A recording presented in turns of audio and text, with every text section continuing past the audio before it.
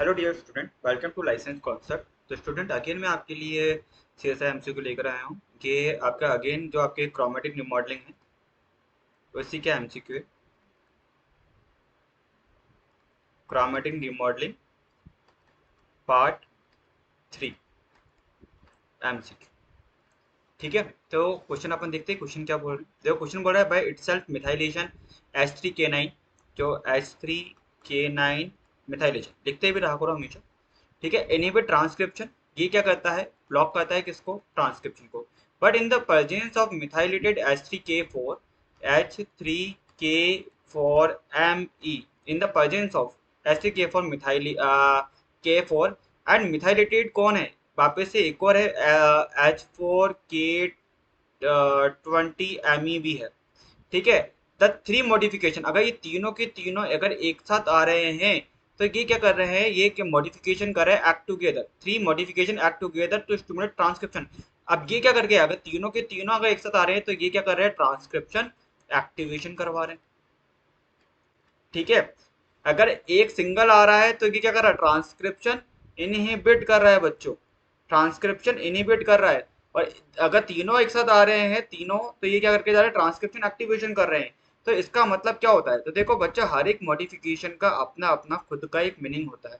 ठीक है, जैसे कि अगर अपन बोले H3K9 एसिटाइलेशन, ये क्या करेगा, ट्रांसक्रिप्शन एक्टिवेशन कर सकता है। ठीक है, H3K9 H3K12 acetylation, H4K20 acetylation. तो हर एक का ये क्या करके जा रहे हैं, ये सब ट्रांसक्रिप्शन एक्टिवेशन ही कर रहे हैं। तो हर एक का क्या होता है, हर एक मॉडिफिकेशन का पर्टिकुलर अपना एक मीनिंग होता है। ठीक है कि क्या मॉडिफिकेशन होगा और उससे होना क्या है। लाइक अगर अपन देखें S3 के अंदर साइरिन, जो साइरिन है इसका भी क्या होता है, साइरिन 28 पोजीशन पे फॉस्फोराइलेशन हो जाए तो ये भी क्या कर सकता है, ये रेप्लिकेशन ऑन करवा सकता है या ट्रांसक्रिप्शन एक्टिवेशन करवा सकते हैं। तो हर एक का अपना अपना एक मॉडिफिकेशन है, हर एक का एक मतलब होता है। तो यहाँ पे देखो ऑप्शन क्या दे रखा है, that chromodomain are repels by H4K20 methylation. ऐसा कुछ नहीं कि जो क्रोमोडोमेन है वो रिपल्स हो रहा है फॉर H4K20 मिथाइलेशन की वजह से। Histone modification are being reads as a code in which group of modification have specific meaning। Definitely ये जो कितने भी ग्रुप ऑफ जो मॉडिफिकेशन हुआ है उनका हर एक का एक अपना ही एक मतलब होता है। तो बी तो एकदम करेक्ट है। That modification histone are read one at time by the transcription machine, गलत। The chromodomain are attracted by H4K20 methylation. तो ऐसा भी कुछ नहीं है, क्योंकि यहाँ पे क्वेश्चन ये पूछा गया है कि जो अगर सिंगल मिथाइलेशन हो रहा है तो वो ट्रांसक्रिप्शन इनिबिट कर रहा है, जबकि presence of methylation what, H3K9 methylation, H3K4 methylation and H4K20 methylation, ये क्या करके जा रहे हैं, स्टिमुलेशन करा रहे हैं। ऐसा क्यों, क्योंकि हर एक का अपना एक स्पेसिफिक मीनिंग है। Okay, so B is the correct answer. Next question की तरफ मूव करते हैं। So the next question is, a histone acetyl transferase enzyme was first purified from। तो देखो बच्चों डायरेक्ट क्वेश्चन है, यहाँ पे मैंने लिख भी रखा है इसकी डिटेल। इन 1996 एलिस एंड उनके जो कोवर्कर्स थे प्यूरिफाइड ए हिस्टोन एसिटाइल ट्रांसफरेज हेड, किसे कहता है, from टेट्राहाइमिना थर्मोफिलिया that was orthologous to a previously identified transcriptional adapter from yeast called GCN5 and conserved from yeast to man Brownell et al 1996। ये आपका अगर आप देखोगे कि first purified histone acetyl transferase, तो डायरेक्ट यही लिखा हुआ आ जाएगा पैराग्राफ गूगल के ऊपर। ठीक है, तो हमको आंसर देखना है। Mammalian cancer cell line which whose rapid growth rate required higher level of gene expression and therefore high level of hit activity, गलत हो गया। ड्रोसोफिला गलत है, सैक्रोमाइसिस गलत है, तो आंसर यहाँ पे क्या हो जाएगा, टेट्राहाइमिना। कौन है, टेट्राहाइमिना, ए protozoan that has a macronucleus and micronucleus। so D is the correct answer। Next question की तरफ मूव करते हैं। So the next question is, during the first purification of histone acetyl transferase, the position of enzyme in the gel was detected by। Okay, तो इन्होंने बोला है कि histone acetyl transferase कौन है, हेड है अपने पास में, हिस्टोन एसिटिल ट्रांसफरेज है, इसको प्यूरिफिकेशन करना है। During the first purification of head the position of enzyme in gel was detected by, कैसे अपन डिटेक्ट करें, तो यहाँ पे हम क्या करें, या तो हम क्या करें, जेल के अंदर अपन क्या कर ले, हिस्टोन को रख ले पहले। हिस्टोन का अपन को पता है जेल के अंदर हिस्टोन के क्या आएंगे, बैंड आएंगे या नहीं आएंगे, आएंगे बैंड्स आएंगे। ठीक है, फिर अपन क्या कर सकते हैं कि अपन यहाँ पे क्या करें, रेडियो लेवल क्या करें, जो आपका एसिटिल एसिटिल है, क्योंकि अपन को हिस्टोन एसिटिल ट्रांसफर है, तो यहाँ पे हम क्या करेंगे, जो एसिटिल ग्रुप है, एसिटिल ग्रुप है जो कि हिस्टोन के ऊपर आके अटैच होता है, एसिटिल ग्रुप देने का काम कौन करेगा, acetyl coenzyme. Acetyl coenzyme A से क्या निकल जाता है, कोएंजाइम ए तो निकल जाता है, और ये जो एसिटिल ग्रुप होता है ना, ये दे दिया जाता है किसको, H3 को, H4 को। ठीक है, तभी तो हम बोलते हैं H3K9 एसिटाइलेशन, H4K20 एसिटाइलेशन। तो एसिटाइलेशन मतलब एसिटिल ग्रुप दिया है, एसिटिल कोएंजाइम है ने।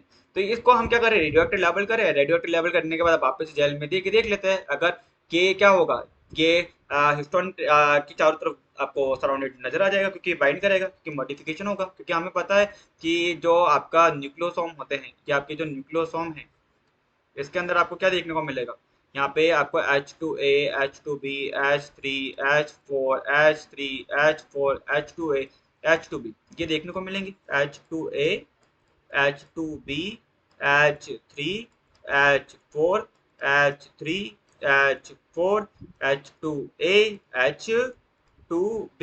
और यहाँ पे क्या होती है, इन सबकी एक टेल्स प्रेजेंट होती है, यहाँ पे क्या होगी, इनकी टेल्स भी प्रेजेंट होती है, इन टेल के ऊपर क्या होता है, मॉडिफिकेशन होता है बच्चों। ठीक है, तो हमें पता है हिस्टोन की टेल का मॉडिफिकेशन होगा, तो अगर एसिटिल ग्रुप को अगर मैं रेडियो लेवल करूंगा और उस पर अगर ये ट्रांसफर होगा, तो मेरे को रेडियो एक्टिविटी ऑब्जर्व हो जाएगा, बैंड मेरे को कैसे आएंगे, रेडियो एक्टिव आएंगे या नहीं आएंगे, आएंगे। तो यहाँ पे हमने क्या करा, इम्प्रेग्नेट करते हैं जेल को विद हिस्टोन डेफिनेटली, देन चॉकिंग करेंगे it with radio labelled acetyl coenzyme है, सही बात है, रेडियो एक्टिव लेवल अपन एसिटिल को एंजाइम देख लेते हैं। एंड द हेड, जो हेड होता है हिस्टोन एसिटिल ट्रांसफर जो एंजाइम है, वो ट्रांसफर करेगा किसको, radio label to the surrounding histone to produce radio labeled band।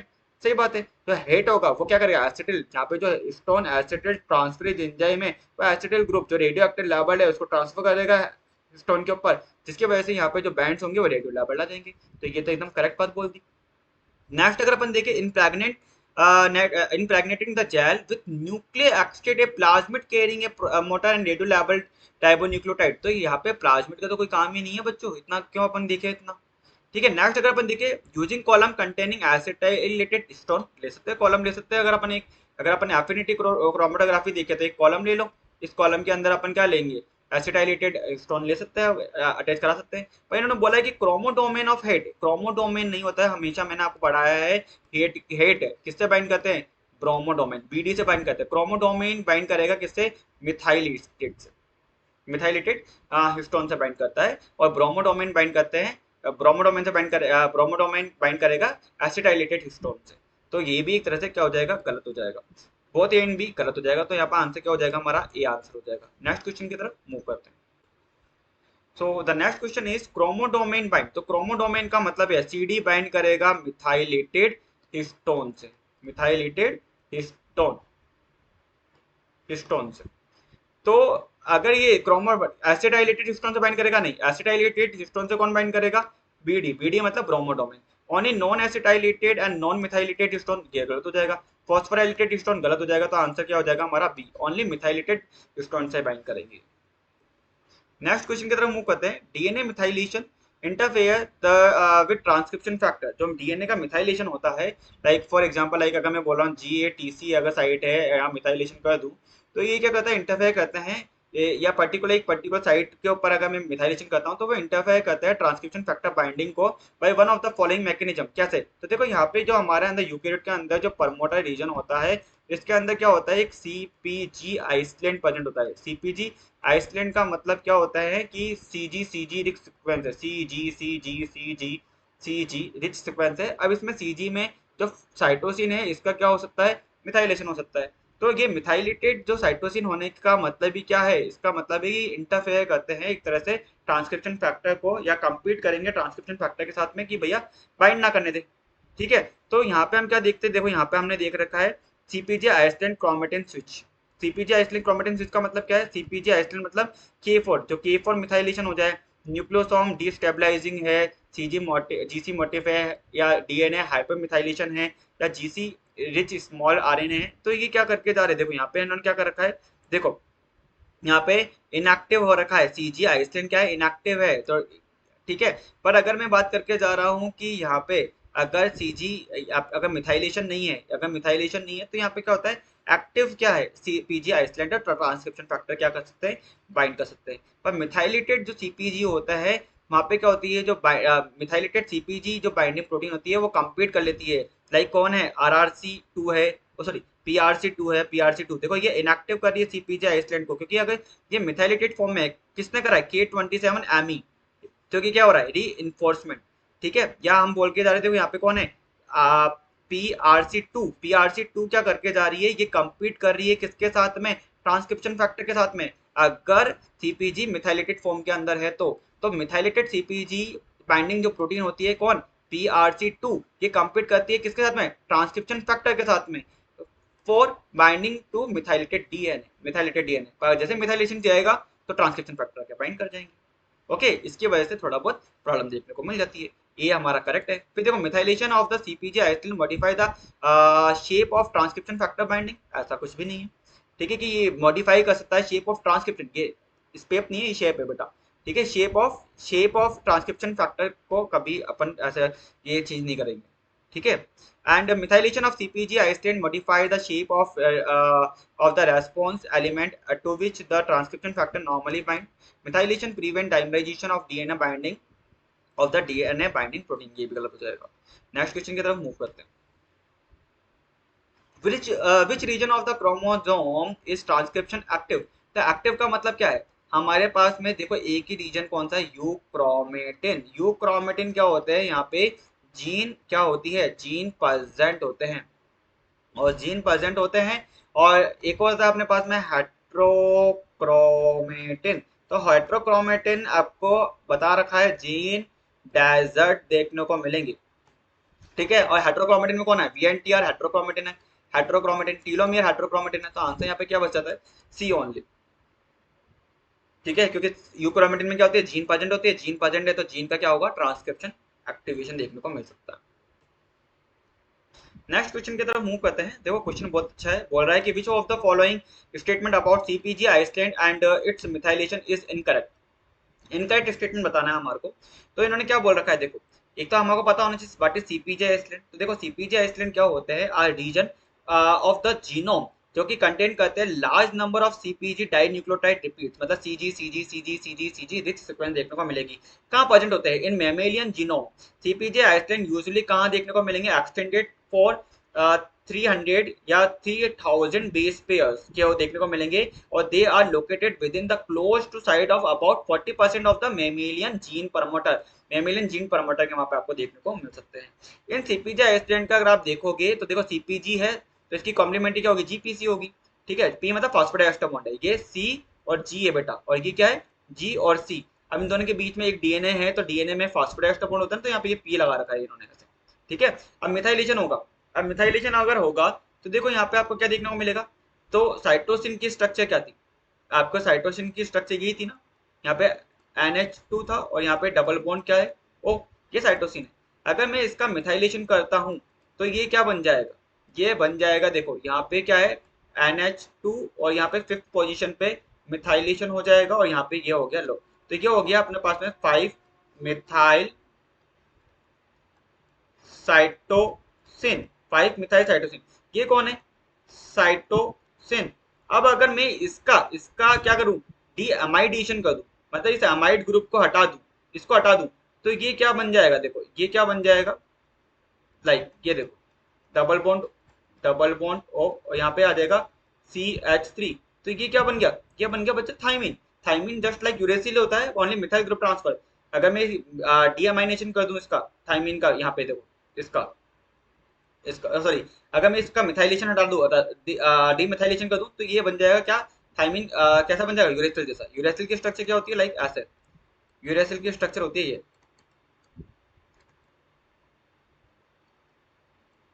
ये यूरेसिल है। अगर साइटोसिन का डीअमाइनेशन कर दूं, इस अमाइनो ग्रुप को हटा दूं, तो ये भी बन जाएगा यूरेसिल। और अगर इस थाइमिन का अगर मिथाइल ग्रुप हटा दूं, तो ये बन जाएगा यूरेसिल। ठीक है, मॉडिफिकेशन होते हैं। तो देखो मिथाइलेशन करा तो देखो यहाँ पे मिथाइलेशन आ गया सीपीजी आइसोलेट। अब यहाँ पे क्या होगा, डीएमाइनेशन कर दूं, ठीक है, मतलब इस अमाइनो ग्रुप को हटा दूं तो ये बन जाएगा टीपीजी।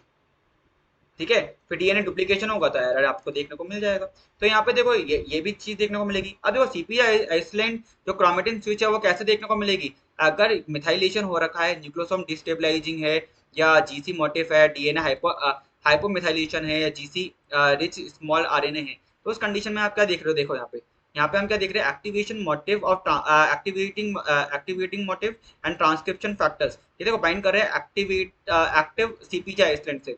बट अगर मैं बात कर रहा हूँ यहाँ पे K27 एमिंग मतलब मिथाइलेशन हो जाता है, तो यहाँ पे PRC2 एक फैक्टर होता है, वो क्या करता है, इनएक्टिव सीपीजी आइसलैंड, ये इनएक्टिव सीपीजी आइसलैंड है। क्यों, क्योंकि यहाँ पे ये फैक्टर आके बाइंड कर गए, ट्रांसक्रिप्शन फैक्टर बाइंड नहीं कर पा रहे हैं। कौन बाइंड कर रहा है, पीआरसी टू बाइंड करेगा तो सीपीजी आइसलैंड क्या हो जाएंगे, इनएक्टिव हो जाएंगे। ये आपको थोड़ा बहुत पता होना चाहिए।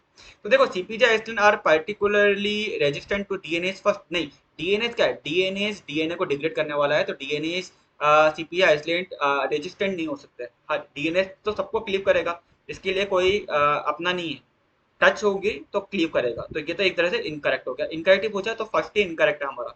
फिर देखो बी बोला है methylation of सीपीजी is responsible for conversion of सीपीजी to TPG. तो देखो यहाँ पे सीपीजी है, सीपीजी देखो यहाँ पे क्या हुआ, मिथाइलेशन हुआ, देन डीअमाइनेशन हुआ, तो इसकी वजह से ये मॉडिफिकेशन होते हुए ये चेंज हो जाता है बच्चों। ठीक है, नेक्स्ट अगर अपन देखें सीपीजी एस्टिन are present around the promoter of active gene, तो देखो यहाँ पे मैंने लोकेशन बता ही दी है। फिर सीपीजी methylation is associated with inactive chromatin, तो सीपीजी मिथाइलेशन होगा, तो मिथाइलेशन होने की वजह से देखो यहाँ पे हमने देख लिया कि इनएक्टिवेशन हो जाएगा, इनएक्टिव सीपीजी आइसलैंड हो जाएगा। तो ये भी सही है, ये भी सही है, ये भी सही है, तो आंसर क्या हो जाएगा हमारा, गलत ए हो जाएगा। नेक्स्ट क्वेश्चन की तरफ मूव करते हैं।